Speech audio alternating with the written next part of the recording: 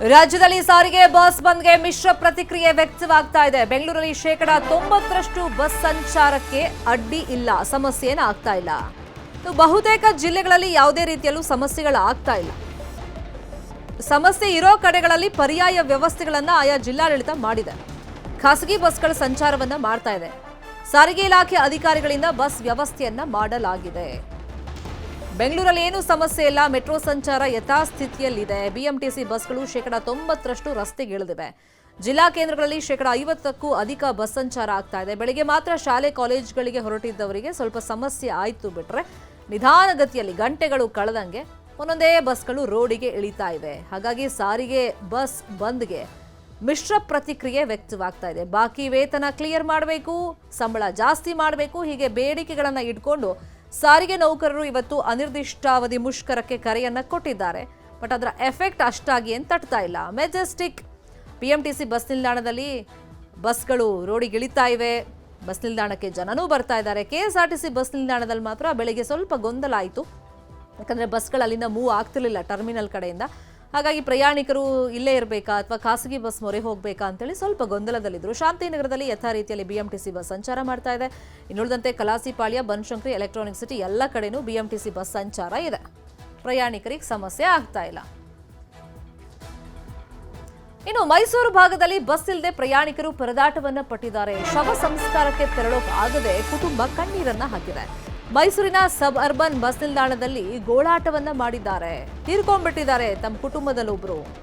ಅಲ್ಲಿಗೆ ಹೋಗ್ಬೇಕು ಶವ ಸಂಸ್ಕಾರಕ್ಕೆ ಅಂದ್ರೂ ಕೂಡ ಆಗ್ತಾ ಇಲ್ಲ, ಬಸ್ ಸಿಗ್ತಾ ಇಲ್ಲ ಅಂತ ಹೇಳಿ ಗೋಳಾಟವನ್ನ ಆಡಿದ್ದಾರೆ. ನಮ್ಮ ಬಾವ ತೀರ್ ಹೋಗಿದ್ದಾರೆ, ಹೋಗೋಕ್ ಆಗ್ತಿಲ್ಲ, ಊರಿಂದ ಆಟೋದಲ್ಲಿ ಬಂದ್ವಿ, 2 ಗಂಟೆ ಕಾದ್ವಿ, ಆದ್ರೆ ಬಸ್ ಸಿಗ್ತಾ ಇಲ್ಲ, ಸಾವಿಗೆ ಹೋಗ್ಲೇಬೇಕು ಅಂತ ಹೇಳಿ ಕೃಷ್ಣಪ್ಪ ಕುಟುಂಬ ಕಣ್ಣೀರನ್ನ ಹಾಕಿದೆ. ಕೆಆರ್ ನಗರಕ್ಕೆ ಇವ್ರು ಹೋಗ್ಬೇಕಾಗಿತ್ತು. ಅಲ್ಲಿಂದ ಚುಂಚನಕಟ್ಟೆ, ಹೊಸೂರ್ಗೆ ಹೋಗಬೇಕು. ನಮಗೆ ಮುಷ್ಕರ ಅದೆಲ್ಲ ಗೊತ್ತಿಲ್ಲ, ಅಚಾನಕ್ ಆಗಿ ಹಿಂಗಾಗಿದೆ, ಊರಿಂದ ಆಟೋದಲ್ಲಿ ಬಂದಿದ್ದೀವಿ ಅಂತ ಹೇಳಿ ನ್ಯೂಸ್ 18 ಜೊತೆಯಲ್ಲಿ ಕೃಷ್ಣಪ್ಪ ಕುಟುಂಬ ಅಳಲನ್ನ ತೋಡ್ಕೊಂಡಿದೆ. ಸ್ವಾಮಿ, ಸರ್ಕಾರಿ ಬಸ್ ಇದ್ರೆ ನಾವು ಅನುಕೂಲ, ಓಡಾಡಕ್ಕೆಲ್ಲ ಅನುಕೂಲ ಆಗಿರುತ್ತೆ.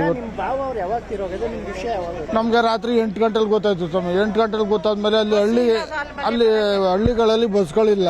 ನಾವು ನಡ್ಕೊಂಡು ಹೋಗ್ಬೇಕು. ಅಲ್ಲಿ ದೊಡ್ಡ ಕೆಂಪೇಗೌಡ ಕೊಪ್ಪಳ ಅಂದ್ಬಿಟ್ಟು ನಡಿಬೇಕು 3 ಕಿಲೋಮೀಟರ್. ಸ್ವಾಮಿ, ಅವ್ರಿಗೆ ಸ್ಟ್ರೋಕ್ ಹೊಡೆದ್ಬಿಟ್ಟಿತ್ತು. ಸ್ಟ್ರೋಕ್ ಹೊಡೆದು ಇವತ್ತು ಅವ್ರು ನೋಡಕ್ಕಂತೂ ನಮ್ಮ ಕೈಲಿ ಹೋಗೋಕ್ಕಾಯ್ತಾ ಇಲ್ಲ. ಯಾವ ಸ್ಥಿತಿ ಮಾಡಿ ನಾವು ಯಾತ್ರಲ್ಲಿ ಹೋಗ್ಬೇಕು, ಯಾತ್ರಲ್ಲಿ ಬರ್ಬೇಕು ಅನ್ನೋದು ಗೊತ್ತಾಯ್ತಾ ಇಲ್ಲ. ನಾವೀಗ ಹೆಬ್ಬಾಡಿಯಿಂದ ಬಂದಿದ್ದೀವಿ. ಹೆಬ್ಬಾಡಿಯಿಂದ ದೊಡ್ಡ ಕೆಂಪೇಗೌಡ ಚುಂಚನಕಟ್ಟೆಗೆ ಹೋಗ್ಬೇಕು. ಚುಂಚನಕಟ್ಟೆಯಿಂದ ಹೆಬ್ಬಾಡಿಗೆ ಅದು ಅಲ್ಲಿಂದ ಕೆಂಪೇಗೌಡ ಕೊಪ್ಪಲ್ಗೆ ಹೋಗ್ಬೇಕು. ಯಾವ್ದ್ರಲ್ಲಿ ಹೋಗ್ಬೇಕು ಸ್ವಾಮಿ? ಮೂರು ಊರಿಗೆ ದಾಟಬೇಕು ಅಂದ್ರೆ ನಾವು ಯಾವ ಥರ ಹೋಗೋದು ಹೇಳಿ? ಮತ್ತೆ ಅದೇ ಸಾರಿಗೆ ಬಸ್ ಇದ್ರೆ ಇವತ್ತು ನಮ್ಗೆ ಅನುಕೂಲ ಆಗಿ ಹೋಗೋವು ಬರೋವು.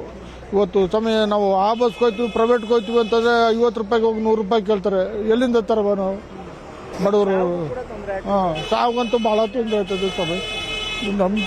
ನನ್ನ ಹೇಳಕ್ಕಾಯ್ತಲ್ಲ. ಇವತ್ತು ನನ್ನ ತಂಗಿ ಗಂಡ ಸತ್ತಾಗಿ ಚಿಕ್ಕ ವಯಸ್ಸಲ್ಲಿ ಸಾವಾಗಿರೋದು.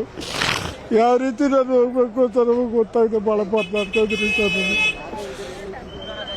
ಭಾಳ ಹಿಂಸೆ ಆಗಿದೆ ಸರ್. ದಯವಿಟ್ಟು ನನಗಂತೂ ಸಾರಿಗೆ ಬಸ್ ಇಲ್ದರೆ ಅಂತೂ ನಮ್ಗೆ ಹಿಂಸೆ ಆಗಿದೆ. ನಮ್ಮ ಯಾವುದೇ ಥರದ ಸ್ಕೂಟ್ರಲ್ಲಿ ವೆಹಿಕಲ್ಸಲ್ಲಿ ನಮಗೆ ಗೊತ್ತಿಲ್ಲ, ಹೋಗಿಲ್ಲ. ಇವತ್ತು ಬರೋಕ್ಕಂತೂ ನನಗಂತೂ ನನ್ನ ತಂಗಿ ಗಂಡನ ಮಕ್ಕ ನೋಡೋಕೆ ನಮ್ಮಲ್ಲಿ ನಿರ್ಮಾಣ ಆಯ್ತಾ ಇಲ್ಲ ಅಂತ ಭಾಳ ಸಂಕಟ ಆಯ್ತದೆ ಸ್ವಾಮಿ ನನಗಂತೂ.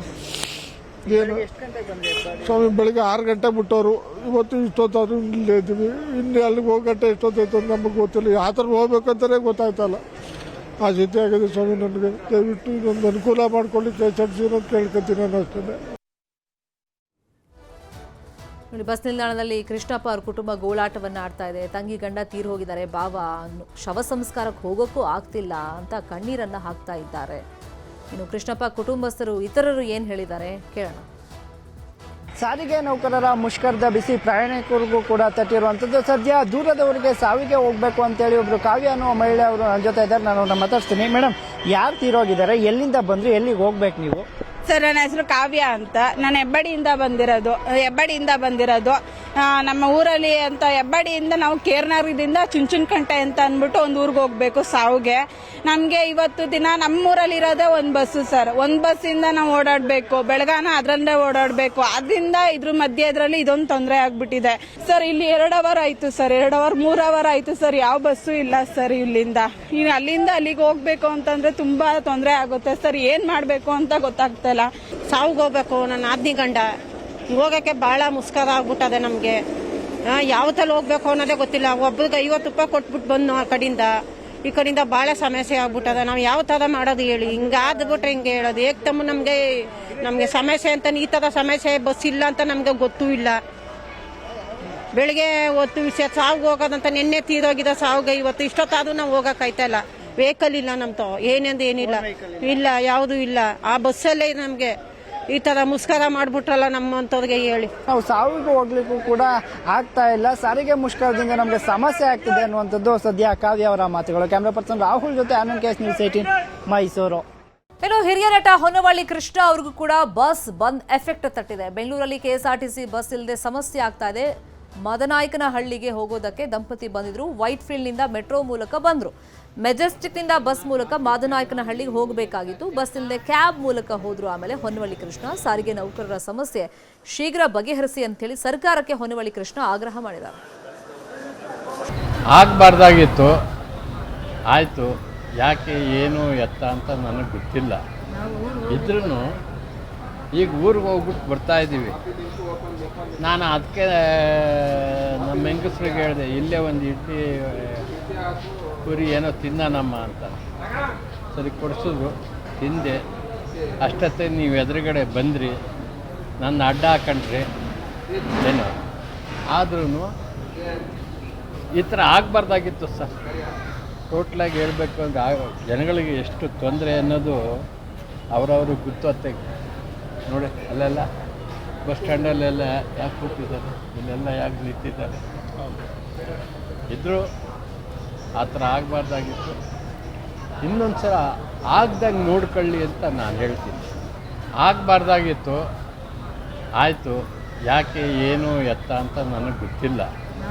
ಇದ್ರೂ ಈಗ ಊರಿಗೆ ಹೋಗ್ಬಿಟ್ಟು ಬರ್ತಾ ಇದ್ದೀವಿ. ನಾನು ಅದಕ್ಕೆ ನಮ್ಮ ಹೆಂಗಸ್ರಿಗೆ ಹೇಳಿದೆ, ಇಲ್ಲೇ ಒಂದು ಇಡ್ಲಿ ಪೂರಿ ಏನೋ ತಿನ್ನೋಣಮ್ಮ ಅಂತ. ಸರಿ ಕೊಡಿಸಿದ್ರು, ತಿಂದೆ. ಅಷ್ಟೊತ್ತೆ ನೀವು ಎದುರುಗಡೆ ಬಂದ್ರಿ, ನನ್ನ ಅಡ್ಡ ಹಾಕೊಂಡ್ರಿ ಏನೋ. ಆದ್ರೂ ಈ ಥರ ಆಗಬಾರ್ದಾಗಿತ್ತು ಸರ್. ಟೋಟ್ಲಾಗಿ ಹೇಳಬೇಕು ಅಂದರೆ ಜನಗಳಿಗೆ ಎಷ್ಟು ತೊಂದರೆ ಅನ್ನೋದು ಅವರವ್ರಿಗೆ ಗೊತ್ತತ್ತೆ. ನೋಡಿ ಅಲ್ಲೆಲ್ಲ ಬಸ್ ಸ್ಟ್ಯಾಂಡಲ್ಲೆಲ್ಲ ಯಾಕೆ ಕೂತಿದ್ದಾರೆ, ಇಲ್ಲೆಲ್ಲ ಯಾಕೆ ನಿಂತಿದ್ದಾರೆ.